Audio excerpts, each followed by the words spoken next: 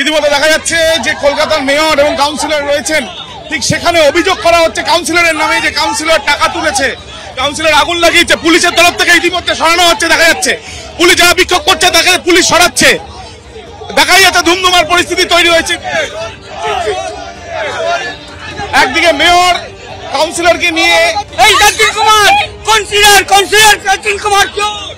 ইতিমধ্যে দেখা যাচ্ছে পুলিশের তরফ থেকে সরানো হচ্ছে এবং যে পরিস্থিতি তৈরি হয়েছে নারকেলডাঙ্গায় অগ্নিকাণ্ডের ঘটনার পর ইতিমধ্যে ব্যাপক উত্তেজনা তৈরি হয়েছে এখানে।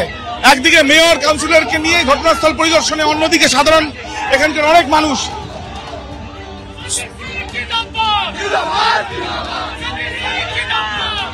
পাল্টা কাউন্সিলর অনুগামীরা তারাও কাউন্সিলরের কথা বলছেন। দেখা যাচ্ছে পুলিশের তরফ থেকে যারা বিক্ষোভকারী তাদেরকে এখান থেকে সরানো হচ্ছে, আমরা দেখতে পাচ্ছি।